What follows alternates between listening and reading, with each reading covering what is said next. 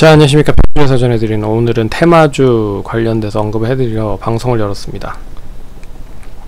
테마주 관련돼서 몇 번 얘기를 해드렸는데 혹시라도 이제 뭐 추가적으로 모르시는 분들을 위해서 간단히 또 첨언해서 설명을 해드릴 테니 투자하시는데 참고를 하시면 될 것 같고, 그럼 본격적으로 방송 진행하겠습니다.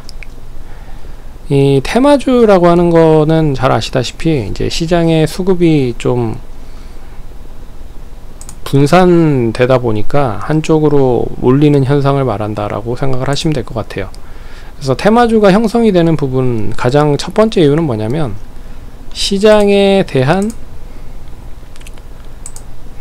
첫 번째 테마주의 요인, 첫 번째는 시장이 별로다. 시장이 별로면 결국 그 수익을 낼 수 있을 확률이 적어지죠. 그러면 결국엔 수급이 집중이 될 수밖에 없는데, 이 수급이 집중이 되면 결국 떴다방처럼 한 곳으로 몰리기 마련입니다. 그래서 최근 시장 흐름 보시면 이게 이제 코스닥 시장 흐름이고요. 코스닥 시장은 뭐 상승보다는 최근 추이 자체는 하락으로 좀 전개되는 모습이고, 최근 어느 정도 반등을 다시 하는 걸 보면 박스권으로 좀 갇혀서 움직이는 흐름이죠. 그래서 길게 보면 뭐 이런 박스권 흐름이라고 좀 볼 수가 있는데, 이 흐름이 코스닥으로만 끝나는 건 아니고 코스피도 마찬가지 흐름입니다. 길게 봤을 때는 어떻게 보면 코스닥보다는 코스피 쪽의 박스권 흐름이 더 큰 흐름인 거죠. 그래서 2500에서 한 2650포인트 박스권 흐름이 계속 코스피에 이어지고 있는 흐름이고, 코스닥은 그나마 좀 더 강한 흐름이 전개되고 있는 거는 그나마 테마주들이 더 많이 분포되어 있는 쪽이 코스닥 시장 쪽이기 때문에 더 지수도 좋았고, 그리고 또 주도 섹터라고 할 수 있는 2차 전지 섹터가 상당히 많이 포진되어 있는 쪽이라 이 2차 전지가 올라감으로써 코스닥 시장 자체를 상당히 많이 끌어올려 놨다 라고 말씀을 드릴 수 있는 거죠. 그래서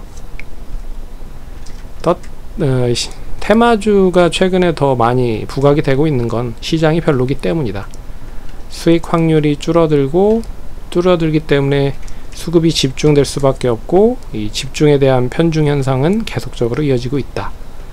그리고 두 번째는 시장이 별로기 때문에 뉴스에 상당히 민감합니다. 그래서 최근 강세 테마 흐름을 보이고 있는 섹터들을 보면 초반도체 뉴스 관련돼서 상당히 좋은 흐름을 보였고, 맥신 관련된 종목들 역시 뉴스에 상당히 좀 민감하게 반응을 하면서 움직였고, 오늘 또 오염수 방류한다라고 하니까 또 오염수 방류 관련된 민감한 종목들이 상승을 했습니다. 그래서 보시면 이 티플렉스는 맥신 관련된 종목이었죠.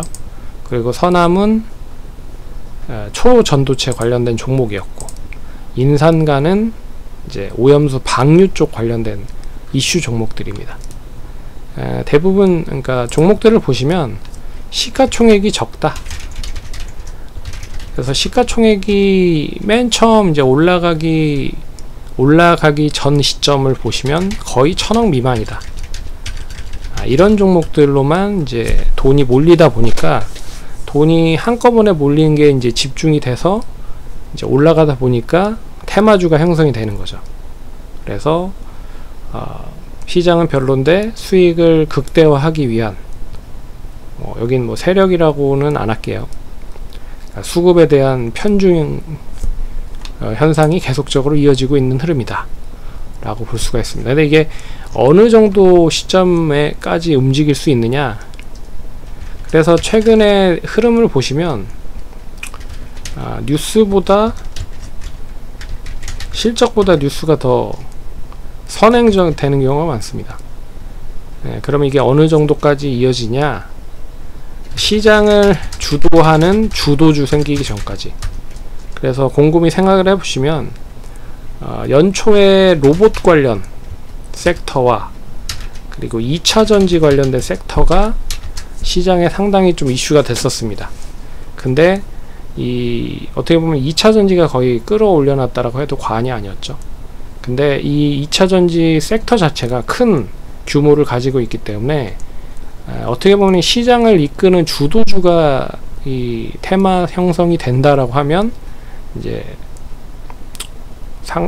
이 테마주 기존 이제 부활했던 테마주들은 싹 수그러들 가능성이 높다는 거죠. 그래서 2차전지는 지금 뭐 기술적 반등과 더불어서 반등을 하고 있긴 한데 시장을 이끌어 놓지는 못하고 있다.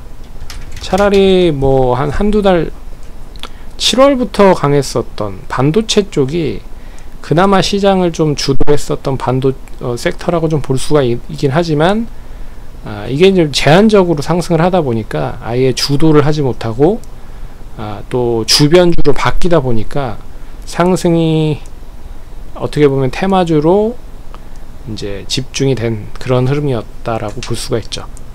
그래서 시장을 확실히 주도하는 주도주, 흔히 말하는 이제 굵직한 시가총액이 어느 정도 좀 구찌가 있고 큰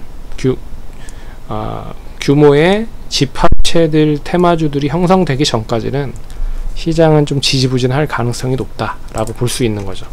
그게 이제 이런 주도주가 나오면 결국에는 지수를 방어하고 지수를 상승시키는 요인이 될 수밖에 없기 때문이다 라고 말씀을 드릴 수가 있습니다. 그래서 인상과 서남, 티플렉스 같은 종목들은 결국에는 뭐 초전도체 관련된 부분은 일단 상당히 좀 아직 알려진 것보다 안 알려져 있는 게 더 많기 때문에 상당히 좀 테마성이 짙다 라고 좀 말씀을 해드릴 수 있을 것 같고, 어떻게 보면 이제 꿈에 투자를 하는 거잖아요. 예. 성장성에 투자를 하는 거기 때문에 아직 뭐 확실히, 그래서 제가 말씀드리는 게 그나마 10년 전 동안 계속 연구가 됐고, 그리고 조금씩 이제 OLED나 가전 제품 쪽에 탑재가 돼서 이렇게 시중에 나오고 있는 그런 맥신 관련주들이 더 이슈가 될 가능성이 높을 것 같다라고 얘기를 해드렸는데, 뭐 이틀 올라가고 추가적으로 상승을 하진 못했습니다. 근데 이게 대량 생산에 대한 기대감이 있다라고 좀 보고 있어서, 어떻게 보면 아예 뜬금없이 잘 모르겠는 초전도체보다는 좀 더 긍정적인 이슈라고 볼 수 있다라고 생각하는 거고요. 그리고 뭐 인상가는 아시다시피 이제 오염수 방류를 내일 모레부터 일본이 진행을 한다라고 얘기가 나오고 있었기 때문에, 이제 첫 번째 상승은 오염수 방류를 할 수 있다 라는 부분으로 상승을 한 거고, 두 번째 이번에 상승한 거는 이제 오염수 방류한다 라는 거죠. 첫 번째는 예고, 두 번째는 이제 방류를 한다 라는 부분으로 상승을 한 거죠. 그래서 결국에는 이제 방류를 하면 이제 재료가 소멸이 되기 때문에 추가적인 상승은 제한적일 가능성이 높다라고 볼 수가 있습니다. 24일날 방류를 하니까 내일 하루 정도는 더 여유가 있고요. 24일까지는 뭐 조금 더 보셔야 될 필요가 있지 않을까 보고 있습니다. 어찌됐든 이런 거를 좀 잘 감안을 해서 최근 시장 흐름과 접목을 해서 시장을 좀 보시면 명확하게 좀 투자하시는데 중심이 좀 서지 않을까 생각을 해 볼 수 있고요. 그렇기 때문에 한번 생각해 보셔야 되는 부분이다 라고 말씀을 드렸습니다. 그럼 좋아요, 구독하기 해주셔서 감사드리고요. 다음번에 또 찾아뵙도록 하겠습니다. 감사합니다.